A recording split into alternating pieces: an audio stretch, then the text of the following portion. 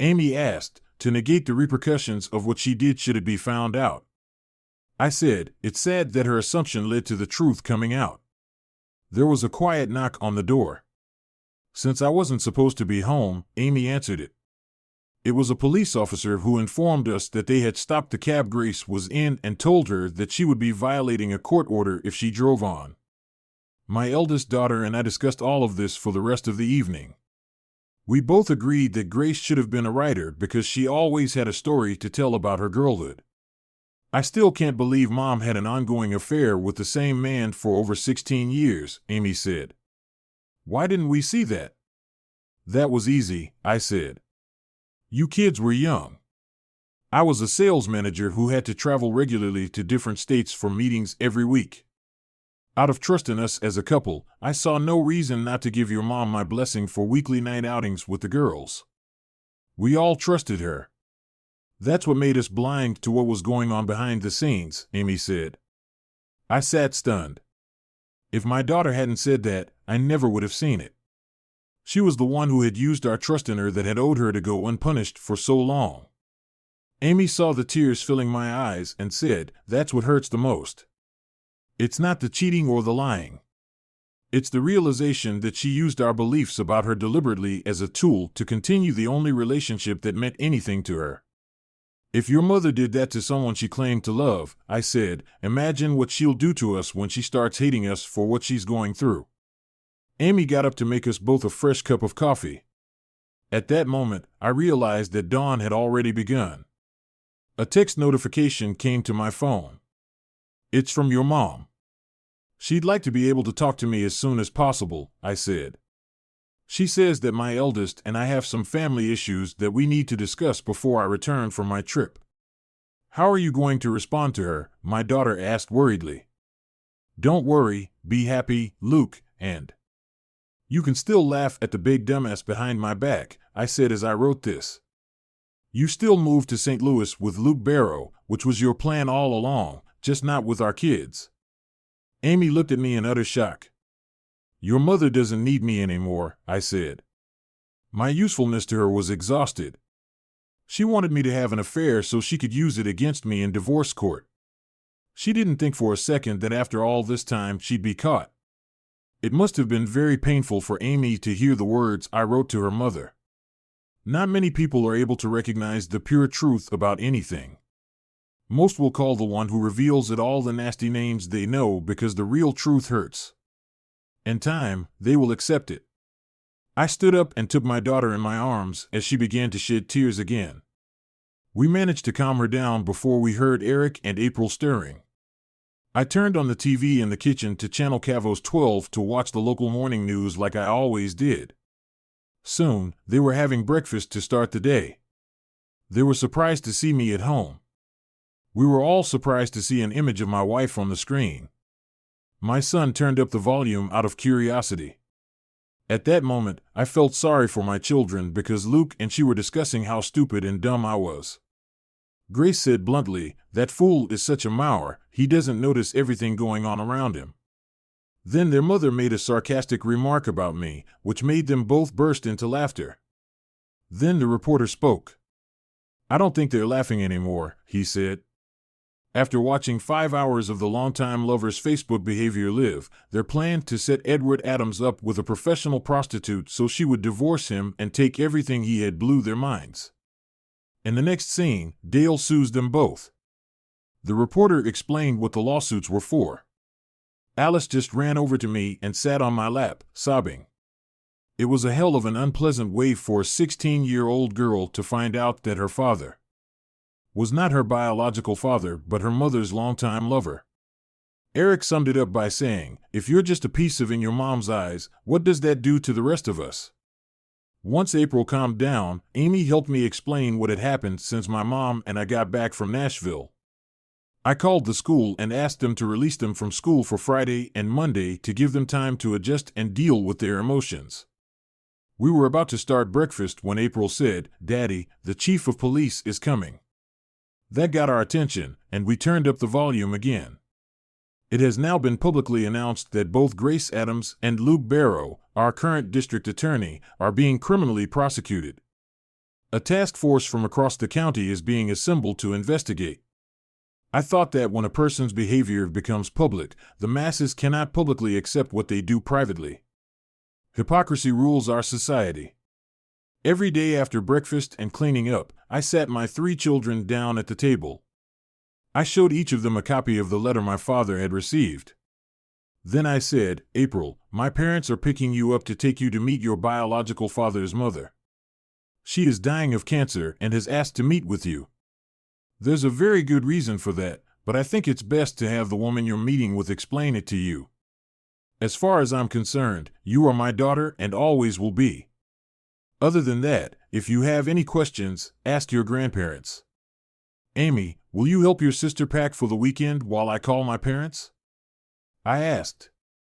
As soon as the girls left, my son asked, "How do you handle it, Daddy?" "No," I replied. "I find myself in a constant struggle to keep my cool. Remember, son, if this ever happens to you as a father, you have to stay strong for all the other people in your life." With these words, I called my parents and explained where I was. They said they would come as soon as they finished loading the car. They still had an hour before they had to catch their plane. I didn't realize that it was at that moment that my son and I's relationship was forever changed for the better. The 3 of us watched the daughter I had raised leave with my parents to see her biological grandmother for the first time. I prayed, above all, that everything would go well and that she would return with the same feelings I had. The DA's office looks like a morgue. Grace Adams went shopping for new clothes after her car was towed and 4 tires replaced. Luke Barrow read the lawsuit filed against him.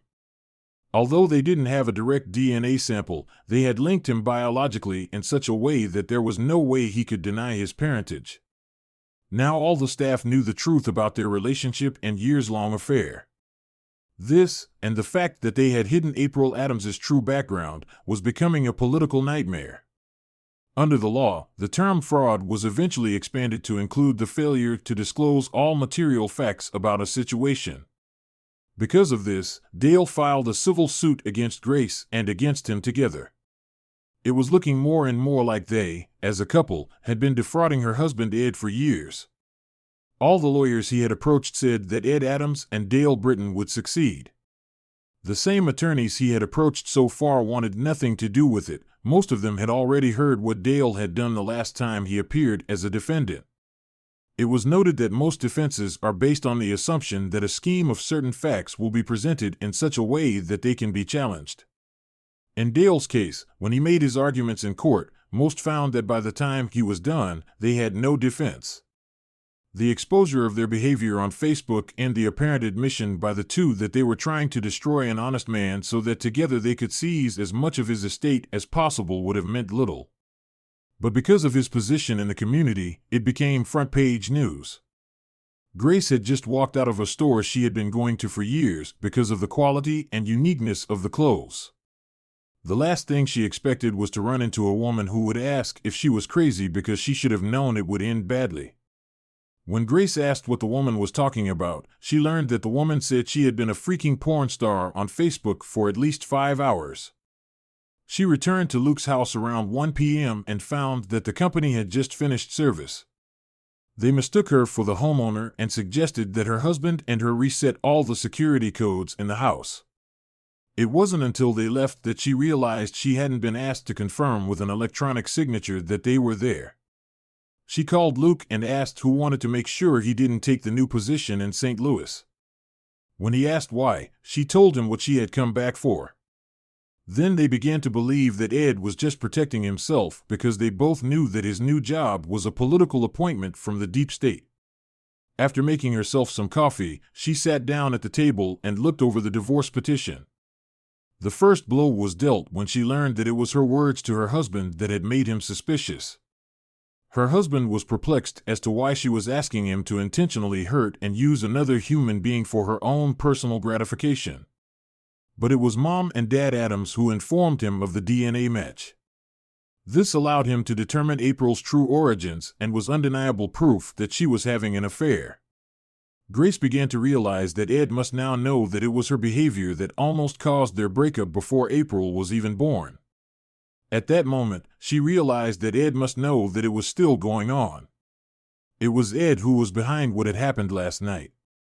It was Ed who was revealing the hidden facts of her life. As she took another sip of coffee, the doorbell rang.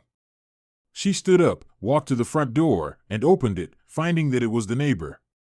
"Luke didn't like Mr. Primrose," she said. "What can I do for you?"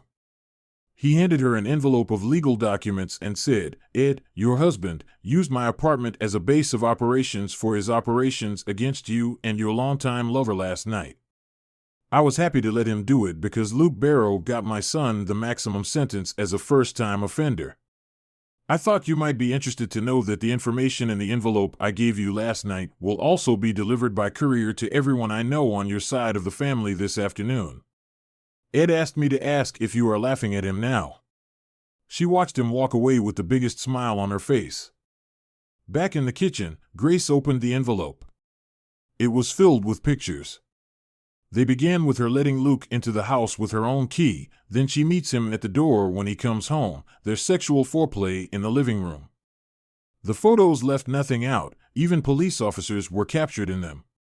Ed's team were professionals. The elimination had been so complete that it now felt like he was working with a bunch of cops who wanted revenge on Luke for their own reasons.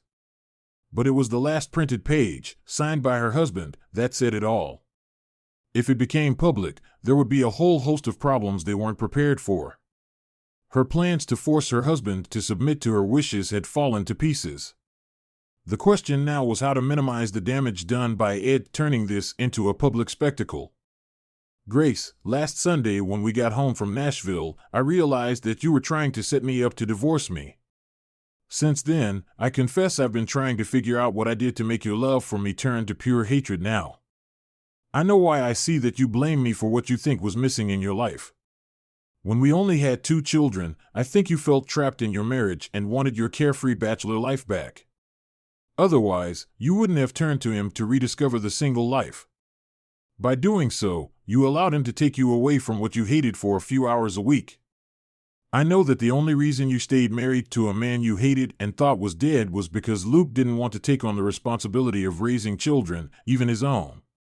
With your opinion of me, there's no way you'd leave them alone with a piece of like me. Your pride wouldn't have allowed it. As a result, you've lived a lifetime of deliberate lies. Every day, you both got away with it, and your contempt for who and what I am grew in your eyes. I became more and more of a fool and an idiot. How many times have you and Luke laughed at this unrepentant bastard? Did you inspire him to make love to you by humiliating or ridiculing me? What I can't forgive or forget is what you and the one you consider your real husband sent to our children because it will affect them for the rest of their lives.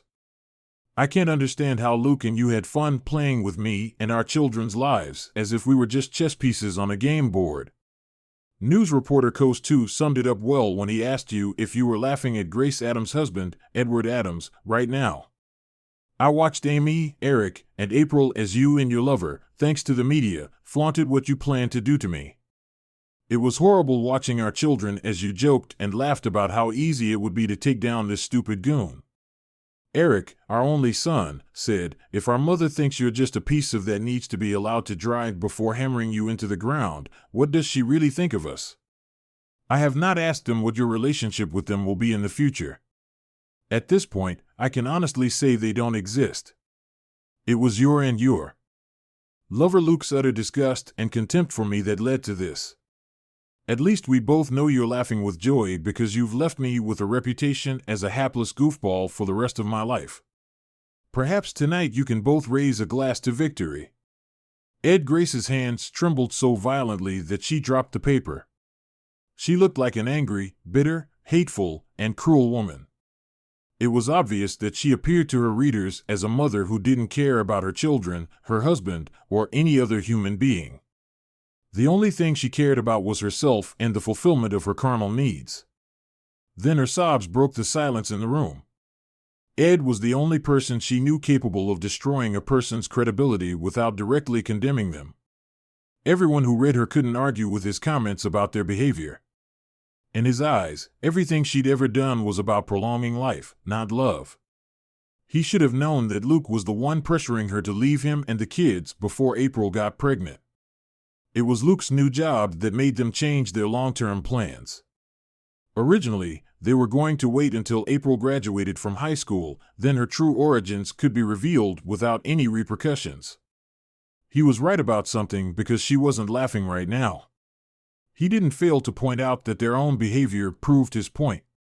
Ed believed that their contempt for who and what he was explained their attempt to destroy him completely. It was a declaration of war. If he was going to go down, he was going to take them both with him. Grace picked up the divorce petition and continued reading. It was truly crushing. One of the lawsuits against them was for fraud because they had concealed April's true origins. She was accused of emotional and mental abandonment, adultery, and defamation. But when she looked at the amount they were demanding for damages in the fraud case, she felt sick to her stomach. If he won, both Luke and she would be penniless for a very long time. Ed and his lawyer argued that they could no longer treat Ed as the jackass they thought he was. Saturday was crazy for me and my two older kids from early morning until 4 in the afternoon. We had family visiting us. Grace's parents, her 2 brothers, 1 sister, and their spouses came to support us. Everyone brought one of their favorite dishes so we would have something to eat. Even my brother and sister came from out of town to check on me. The 3 of us were overwhelmed with love and support. Each of the people who came had a hard time understanding how they could have been deceived by Grace for so long. They all agreed that what appeared on social media was proof that she was trying to destroy me out of hate. My father-in-law and I grabbed a cold beer and went out on the back patio for a few minutes. Edward let him go. He said, "COR is in the house, so you can have some privacy, and we'll keep them away until you calm down." He stayed with me until things sorted themselves out. "Cora and I plan to change our will," he said. "What should have been Grace's will be divided among your 3 children. She may be our daughter, but I'll never forgive her for what she's become." We had just finished clearing out the house when my dad called. "April met this lady," my father said. "You can definitely see some family resemblance." Their meeting went well. Mrs. Smith seemed interested in your family situation and got April to openly tell her how she felt about it. That was good to see because she had been keeping things to herself. The lawyer got the blood sample he needed and then invited me in for a private conversation, my father said. He asked me about Luke Barrow, and I told him what we all knew. I learned that his real father was in prison for life for killing his mistress's husband.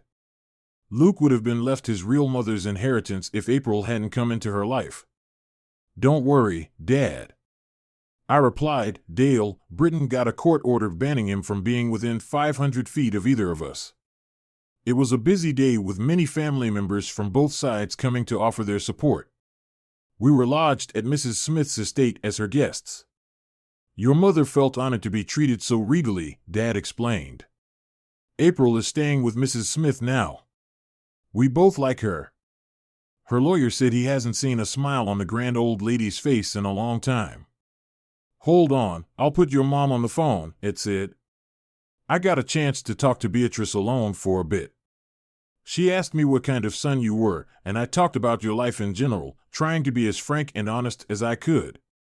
We talked in great detail about what had happened over the past week. She told me that you left it up to her to tell April why she wanted to see her. She said it had been a long time since a stranger had shown her such respect and then thanked all of us for telling her how to handle her estate situation. My mom continued, "She plans to leave everything in a trust in April's name for you to manage until she turns 25. Text me when you leave so I can be there when you bring her home." I asked before hanging up. I texted April to say we all miss you and sent hi to Dad. We finally had time to get everything in order before David and Cheryl arrived in my car. I had to apologize to her for forgetting to return it. "The police chief sees a chance to take out Luke Barrow," Cheryl said. "He and Dale are working together. Dale has handed him some questionable items for the investigators to look into." When I got back, all the staff were gloomy and upset. David says I told them in general terms that some of us had been aware of what was going on for most of the week and had helped in any way we could. It's been an emotional roller coaster around here since Thursday night, I said. The kids still have a hard time dealing with it at times, so I'm taking Monday off too. Have you heard anything about Grace? Cheryl asked. Not since Thursday night, I replied. Luke and her are probably busy doing their own thing since they've made it publicly clear how they feel about us. My youngest daughter called me early Sunday morning and asked if she and her grandparents could come home late on Monday. I gave my blessing if her grandparents would agree. She thanked me for making her go. I asked why. April said that Mrs. Smith made me accept the fact that it was not my fault that her mother's infidelity had brought me into the world. Mrs. Smith made Daddy understand that we were all innocent victims and didn't deserve what her son's and my mother's behavior had brought upon us. I love you, Daddy, she said before ending the conversation. On Monday night, Amy, Eric, and I watched my mom and dad pull into our driveway. My parents looked stressed and tired. As soon as she got out of the car, she immediately rushed into my arms. I had to admit it was nice to have my youngest daughter home. Her father opened the trunk and brought in her suitcase. Eric immediately carried it into her bedroom. Then the three of them went to the family room so April could tell them about her new grandmother. This gave my parents and me a chance to catch up. We went into the kitchen while I made fresh coffee. My parents told me about their impression of Mrs. Beatrice Smith. When we left, she was calm, my father said. It was like she had reached a point where she was ready to accept her death. Meeting April and having April accept her was important to her. Mom pulled an envelope of legal documents out of her purse and handed it to me, explaining, this was given to me by her lawyer per Beatrice's instructions. I opened it and pulled out the letter. Opening the first thing I noticed was a check for $50,000. The letter was short and to the point. The great lady thanked me for granting her request. She was informing me that before I contacted her, she had already lived beyond her life expectancy. DNA confirmed the biological connection. April is a beautiful girl. You have raised her well. Use the resources I have given you to get through the difficult time you are going through, and don't forget your values, it said. I gave it to my parents to read. It was hard to realize that my parents and I may have fulfilled a man's dying request over a cup of coffee. I explained to them everything that had happened while they were on the trip. I told them that I felt that emotionally everything was behind us as a family and that we would be back to our normal way of life starting tomorrow. The rest of the week went smoothly. Grace tried to contact each of our children by cell phone and was told not to call again. The corporate headquarters was thrilled that I was no longer leading sales meetings and began looking for a sales manager. For the first time in 10 years, I was sitting in my office going over the month's sales figures when Kathy poked her head through the door, saying, "It hit the fan." I looked up at her and asked, "What now?" "I received a letter informing me that your latest letter to Grace was published on a Southeast Missouri newspaper website," she said. I went to the website and found the Speak Out section to open it. Katie came over to my desk and started reading, looking over my shoulder. By the time she finished reading, she was sobbing. "I wrote it when I was emotionally upset," I explained. "Maybe I was being too harsh." "No," Kathy said, "you just coldly and bluntly stated what her long-term behavior shows. Either one of them could have gotten over it and come clean. Luke got the benefit of a long-term relationship without the cost." "That's what I thought," I said. "It's not often that the community at large gets to see what someone's behavior costs a family and in such a public way. For anyone who has been divorced like me, it's a stark reminder of the pain and suffering they had to go through before they could start living again." "Look at that last comment," I said as I read it aloud, "as a feminist for most of my life. I have fought for equality and empowerment.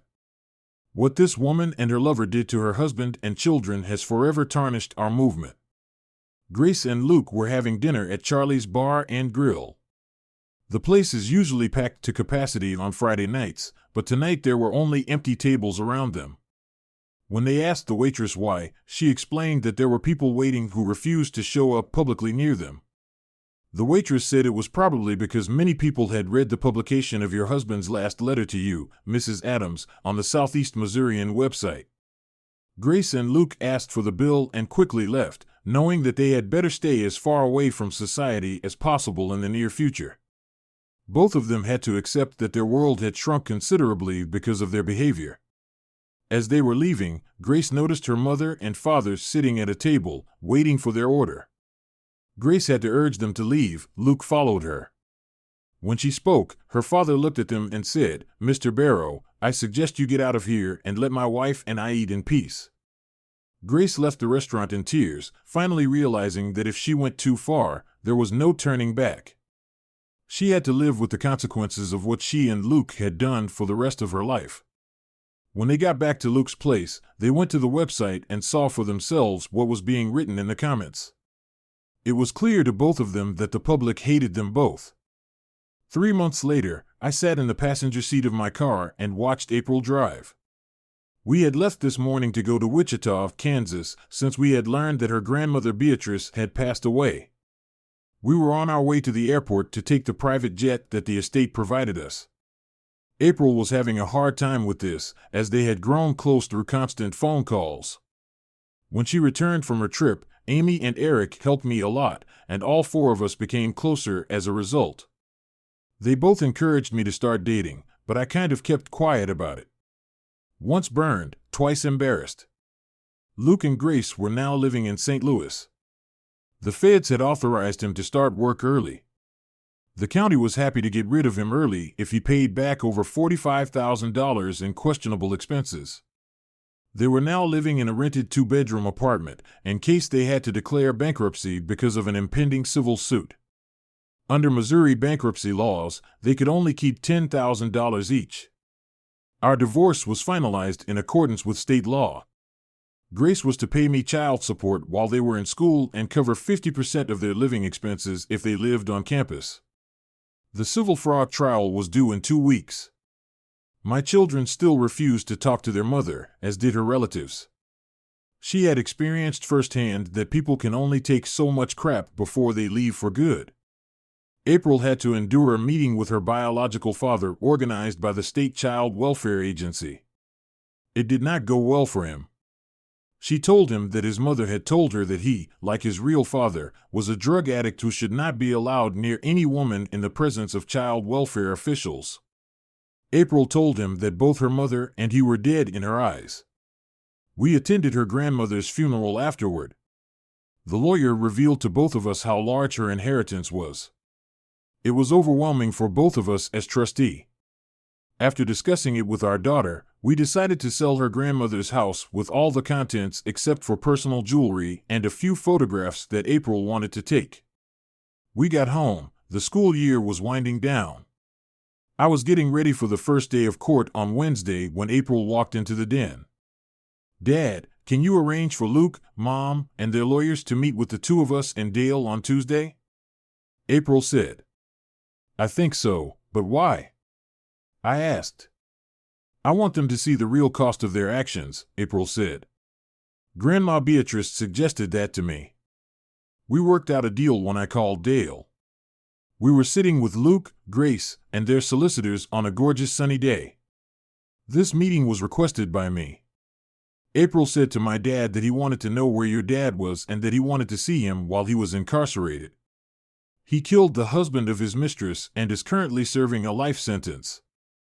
You have to acknowledge that you are the offspring of a distant cousin who raped you when she was 14 years old." April gave him a name-studded sealed envelope. I relished the look that came over Luke and Grace's faces.